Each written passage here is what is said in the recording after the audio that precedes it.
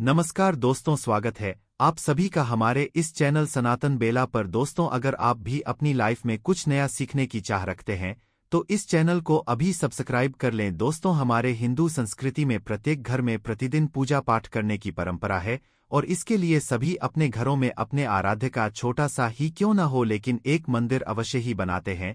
नियमित पूजा पाठ करने से न केवल मानसिक शांति मिलती है बल्कि पूरे घर में सकारात्मक ऊर्जा भी व्याप्त हो जाती है। परंतु यह बात भी सच है कि पूजा पाठ करने के कुछ नियम भी होते हैं जिन्हें यदि हम नजरअंदाज कर देते हैं तो हमें हमारी पूजा का पूरी तरह से फल प्राप्त नहीं होता। पूजा करने के नियम प्राचीन काल से ही चले आ रहे हैं, जो कि एक ठोस धरातल पर आध्यात्मिक और वैज्ञानिक दोनों ही दृष्टिकोण से ध्यान में रखकर बनाए गए हैं।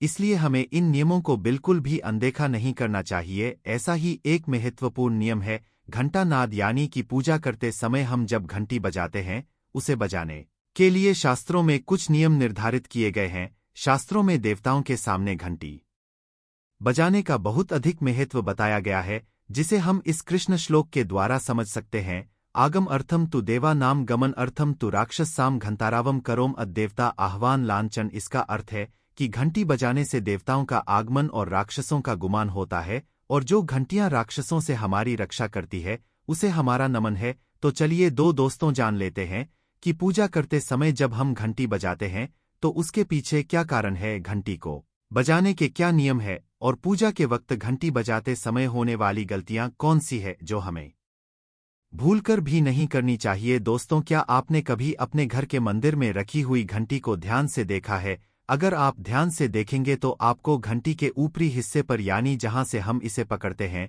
उस पर गरुड़ बना हुआ दिखाई देता है। घर पर जो हम घंटी इस्तेमाल करते हैं उसे गरुड़ घंटी कहा जाता है। पूजा करते समय गरुड़ घंटी का उपयोग भगवान को आमंत्रित करने अर्थात भगवान का आवाहन करने के लिए किया जाता है, जिससे एक सुंदर ध्वनि से भगवान का आवाहन करने का आभास होता है। जब हम विधि विधान से पूजा करते हैं तो उसमें घंटी का उपयोग अवश्य रूप से करते हैं। पूजा संपन्न होने पर आरती करते समय विशेष रूप से घंटा ना होना चाहिए, नहीं तो हमारी पूजा आदि अधूरी मानी जाती है। परंतु हम में से अधिकांश लोग इसे मात्र एक सामान्य प्रक्रिया मानते हैं और पूजा करते समय घंटी बजाना भूल जाते हैं। तो आइए जानते हैं उन नियमों के बारे में। मतलब आज की वीडियो पूरी तरह से आपके प्रश्नों पर आधारित है, जिनका उत्तर मैं आपको शास्त्रों के अनुसार देने का पूरा प्रयास करूंगा। तो वीडियो को पूरा जरूर देखें और अगर आपको आज की वीडियो अच्छी लगे तो इसे लाइक जरूर कीजिए। जय मां लक्ष्मी। आपके इस वीडियो को जो भी लाइक और चैनल को सब्सक्राइब करें उसके जीवन में कभी भी धन की कमी ना होने देना। दोस्तों, हमारे प्राचीन शास्त्र की मान्यता है कि सृष्टि के निर्माण के समय सबसे पहले जो बड़ी सी ध्वनि निकली थी वह घंटी की आवाज के समान सुनाई दी थी। घंटी की ध्वनि में ओमकार नाद का भी आभास होता है, इसलिए घंटी को ईश्वर की आवाज मानते हुए पूजा में स्थान मिला है। इसलिए घंटी का कभी भी अपमान ना करें और जिस तरह से देवी देवताओं की पूजा की जाती है वैसे ही घंटे की भी पूजा करनी चाहिए। दूसरी बात, घंटी को प्रणाम करके ही उसे बजाना चाहिए, बिना प्रणाम किए घंटी बजाना अच्छा नहीं माना जाता। दोस्तों, आपने अक्सर यह महसूस किया होगा कि पूजा करते समय जैसे ही घंटी बजाई जाती है तो पूरे घर के साथ साथ संपूर्ण वातावरण शुद्ध और पवित्र सा हो जाता है और चारों ओर सकारात्मकता फैल जाती है। लेकिन यदि हम नियमों को नजरअंदाज कर देते हैं तो हमें इसका संपूर्ण फल नहीं मिल पाता है। दोस्तों, अधिकतर लोग पूजा संपन्न होने पर केवल आरती के समय ही घंटी बजाते हैं, लेकिन यह भी ध्यान रखें कि भगवान को जल अर्पण करते समय, धूप दीप लगाते समय, नैवेद्य अर्पण करते समय घंटा नाद करना चाहिए। ऐसा करने से हमारी पूजा संपन्न मानी जाती है। दोस्तों, घंटी बजाते समय भगवान का नाम अथवा आरती अवश्य बोलनी चाहिए। 1 या 2 मिनट ही क्यों न हो, परंतु प्रतिदिन सुबह शाम घर में घंटी अवश्य बजानी चाहिए। यदि आपको अपने घर में या अपने आप में नकारात्मकता महसूस हो तो आप थोड़ी देर के लिए भगवान के सामने घंटी अवश्य बजाए, सारी नकारात्मकता नष्ट हो जाएगी। दोस्तों, पूजा घर में शनि महाराज एकांत, विरह, उदासीनता और वैराग्य के देवता माने जाते हैं, जबकि गृहस्थी को चलाने के लिए गप रेम एवं भौतिक चीजों की जरूरत होती है। इसलिए शनि महाराज की मूर्ति को घर में नहीं लाना चाहिए। दोस्तों, सबसे पहले बात, दीपक और धूपदान की। भारत की परंपरा मिट्टी से जुड़ी हुई है, इसीलिए मंदिर में पारंपरिक मिट्टी का दीपक अवश्य होना चाहिए। अगर आप मिट्टी का दीपक नहीं रख सकते हैं तो धातु के दीपक का उपयोग करें। अगर भगवान में आपकी आस्था ज्यादा हो तो आप उपला रखकर गुड़ और घी का धूप भी दे सकते हैं। ऐसा करने से घर में सुख शांति बनी रहती है। दूसरी चीज, घर के मंदिर में स्वस्थ अवश्य होना चाहिए, या तो आप इसे रोली से बना लें, क्योंकि स्वास्तिक आपके घर की शक्ति, सौभाग्य, समृद्धि और शुभता का प्रतीक माना जाता है। यही मुख्य कारण है कि कोई भी शुभ कार्य करने से पहले स्वस्तिक का चिन्ह अवश्य बनाया जाता है। तीसरी चीज है कलश। भगवान श्री कृष्ण कहते हैं कलश सुख और समृद्धि का प्रतीक है। अपने मंदिर में रोली कुमकुम से स्वस्तिक बनाकर उस पर मंगल कलश अवश्य रखें। ऐसा करने से घर में सदैव समृद्धि बनी रहती है और ऐश्वर्य की प्राप्ति होती है। चौथी चीज, बहुत ही कम लोग जानते हैं कि शंख की उत्पत्ति समुद्र से निकले 14 रत्नों के साथ हुई थी। इसी कारण से शंख मां लक्ष्मी को अत्यंत प्रिय है। शंख की ध्वनि से सकारात्मक ऊर्जा का भी संचार होता है, इसीलिए मंदिर में शंख अवश्य होना चाहिए। शंख के घर में उपस्थिति से मां लक्ष्मी भी प्रसन्न होती है और उस घर में कभी भी धन की कमी महसूस नहीं होती। पांचवी चीज, मंदिर में आपने घंटी अवश्य देखी होगी, क्योंकि घंटी को शुभ माना जाता है। इसीलिए जब जब घर के मंदिर में घंटी की आवाज होती है, वहां का वातावरण शुद्ध और पवित्र बनता है। जिस घर में पूजा के दौरान घंटी बजाई जाती है, उस घर के आसपास की सभी नकारात्मक शक्तियां दूर हो जाती हैं और साथ ही सुख समृद्धि के द्वार खुलने लगते हैं। तो यह हैं वे वस्तुएं जिन घर के मंदिर में जरूर रखनी चाहिए। आइए अब जान लेते हैं कि घर के मंदिर में कौन सी चीजें कभी नहीं रखनी चाहिए। सबसे पहली चीज, गणेश जी की मूर्ति। घर में कभी भी गणेश जी की मूर्ति 3 अथवा 5 ऐसी विषम संख्या में ना रखें। अपने मंदिर में गणेश जी की केवल 2 मूर्तियां रखें, इसे शुभ माना जाता है। अगर आप अपने मंगल की कामना करते हैं तो गणेश जी की मूर्ति मुख्य द्वार पर अंदर की तरफ मुख करके लगा ले। कई लोग यह गलती करते हैं कि मुख्य द्वार पर गणेश जी की मूर्ति बाहर की ओर मुख करके लगा देते हैं, जिससे उन्हें काफी नुकसान का सामना करना पड़ता है। अगर आप चाहे तो मुख्य द्वार के दोनों ओर लगा दें या फिर मुख्य द्वार के अंदर की ओर लगाइए, लेकिन बाहर की ओर कभी भी नहीं लगानी चाहिए। दूसरी चीज, टूटे हुए चावल। अपने मंदिर में कभी भी टूटे हुए चावल ना रखें। इसके साथ ही पुराने चढ़ाए हुए चावल अधिक समय तक ना रखें, यह नकारात्मक ऊर्जा फैलाते हैं। यह बात भी ध्यान रहे कि आप मंदिर में रखने वाले चावलों का इस्तेमाल हल्दी में भिगोकर ही करें, इससे अधिक शुभ परिणाम मिलेंगे। श्री पूर्वजों की तस्वीरें। इसके साथ ही अगर आपके घर के मंदिर में पूर्वजों की तस्वीरें रखी हुई हैं तो उन्हें तत्काल बाहर निकाल दे। यह आपके परिवार के लिए काफी अशुभ है। धर्म ग्रंथों के अनुसार पूर्वज पूजनीय है, लेकिन वह देवताओं के बराबर नहीं है। इसलिए अपने पूजा घर में कभी भी मृत परिजनों की तस्वीरें ना रखें, यह आपके लिए अशुभ संकेत है। इसके परिणाम भी काफी घातक हो सकते हैं और मंदिर का वातावरण भी नकारात्मक हो सकता है। इसके अलावा अगर आप किसी साधु संत को मानते हैं तो उनकी तस्वीर भी घर की किसी दीवार पर लगाएं, उसे पूजा घर में भूल से भी ना रखें, यह घर के वातावरण को नकारात्मक बनाता है। इसके साथ ही महाकाली, काल भैरव की मूर्तियां भी पूजा घर में नहीं रखनी चाहिए। और हाँ दोस्तों, ध्यान रहे कि मां लक्ष्मी के खड़े स्वरूप की पूजा मत कीजिए, क्योंकि मां लक्ष्मी हमेशा बैठी हुई मुद्रा में होती है, इसलिए उनके बैठे हुए स्वरूप को ही पूजना सही है। चलिए दोस्तों, अब हम आपको बताते हैं उन अति महत्वपूर्ण चीजों के बारे में जो आपके पूजा घर में होनी ही चाहिए। धर्म ग्रंथों में इन चीजों को अत्यधिक पवित्र और खुशहाली के साथ साथ समृद्धि का प्रतीक माना गया है। यह चीजें आपको खुशियों की चौखट पर खड़ा करती है, इसलिए यह आपके मंदिर में होनी ही चाहिए। गंगा जल की पवित्रता के बारे में तो आप जानते ही होंगे। मां गंगा जो हर किसी के पापों को धुल देती है, लोगों को शांति देती है। अगर आप भी अपने जीवन में सुख और शांति कायम रखना चाहते हैं तो घर के मंदिर में गंगाजल होना ही चाहिए। इसके लिए आप एक तांबे के पात्र में गंगाजल को भरकर रख सकते हैं। यह आपके परिवार में सुख शांति का प्रतीक है, जो घर की पवित्रता को भी बनाए रखता है। इसलिए कभी भी प्लास्टिक की बोतल या अपवित्र बर्तन जैसे स्टील या लोहे के बर्तनों में गंगाजल नहीं रखना चाहिए, यह अशुभ होता है।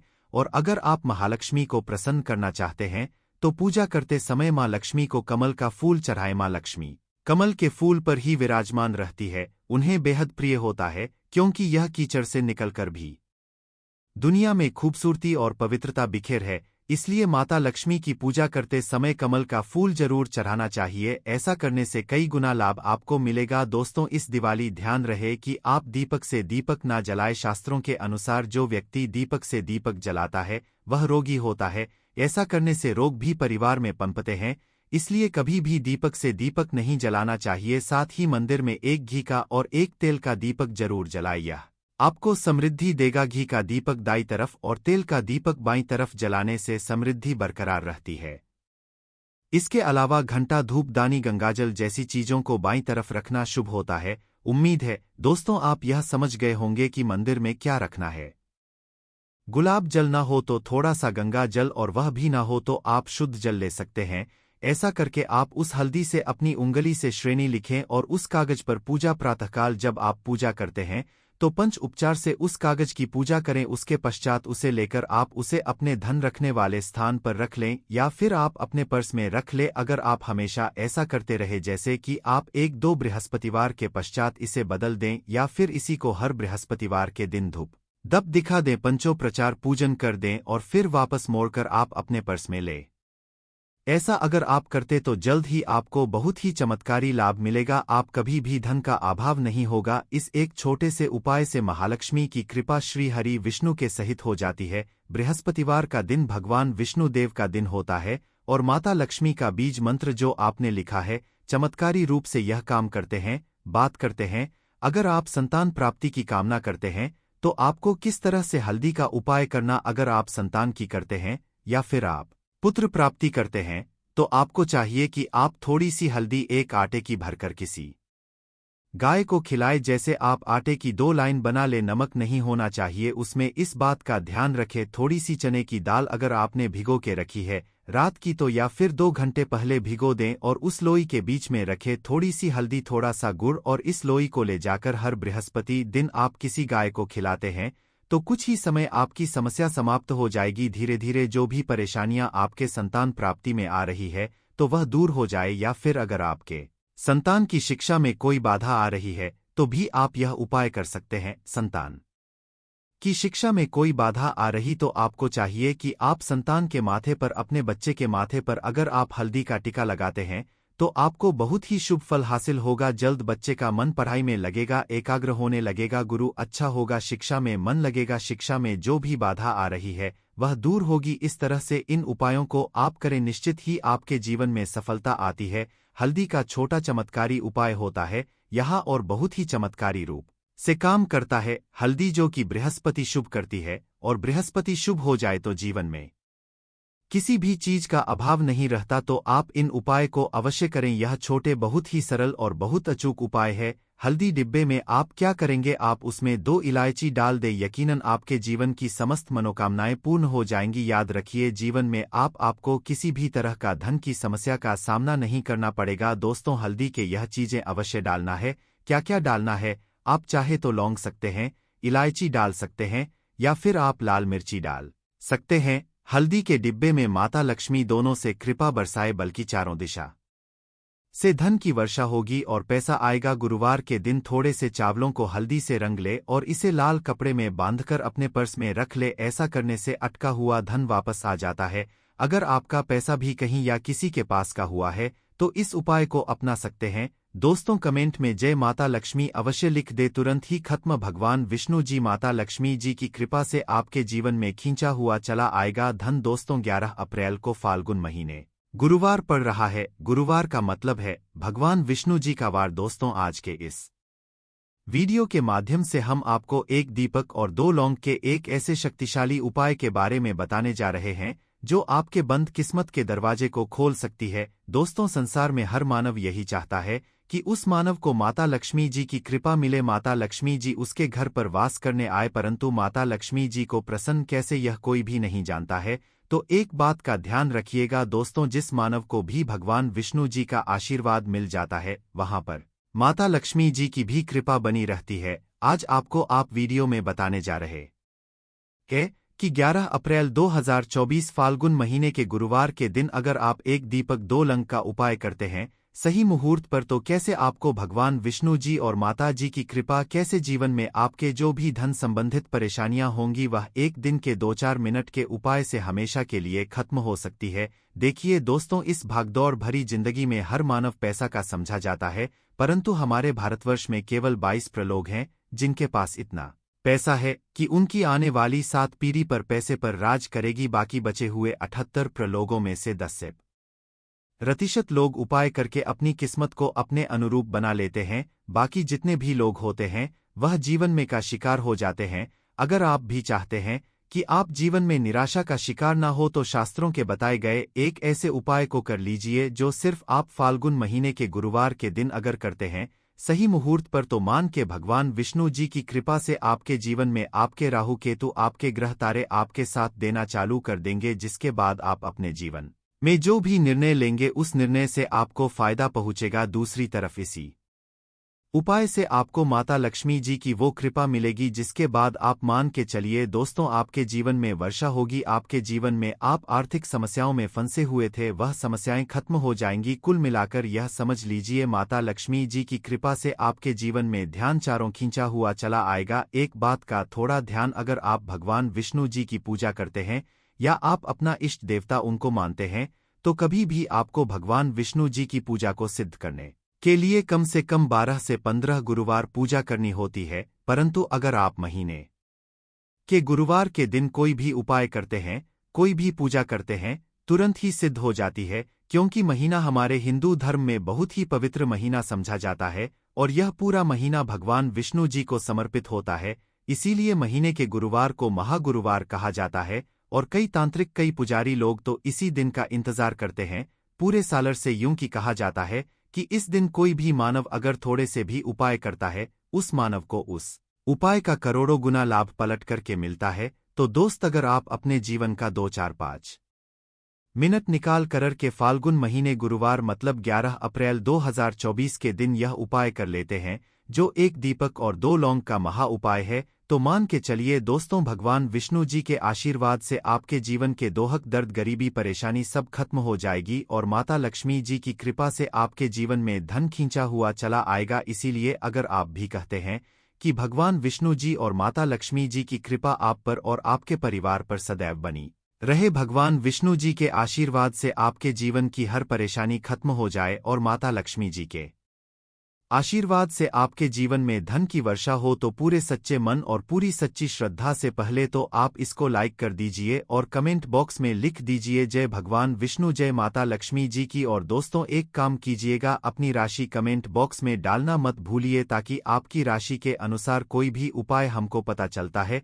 जो फाल्गुन महीने के गुरुवार के दिन आप करके कोई भी लाभ पा सकते हैं, वह हम आपके कमेंट के रिप्लाई में आपको बता देंगे। इससे सबसे पहले तो आप वीडियो लाइक कर दीजिए और कमेंट बॉक्स में अपनी राशि डालना मत भूलिए। चलिए दोस्तों आपको हम उपाय के बारे में बताते हैं, परंतु बस इतना जितने भी आपको हम 2-4-5 बताने आ रहे हैं, इन उपायों को करने की एक मुहूर्त होती है। मुहूर्त पर अगर आपने इन उपायों को कर लिया तो दोस्तों यह बात तो हम आपको लिख के दे सकते हैं कि यह उपाय कभी भी विफल नहीं होंगे। इन उपायों का आपको लाभ मिलेगा ही मिलेगा। तो बस आपको यह करना है, सबसे पहला उपाय जो है दोस्तों वह है कर्ज मुक्ति का महा उपाय, धन हासिल का महा उपाय। यह उपाय अगर आपने कर लिए तो मान लीजिए आप अपने जीवन में आर्थिक समस्याओं में फंसे हुए हैं, आपके पास पैसा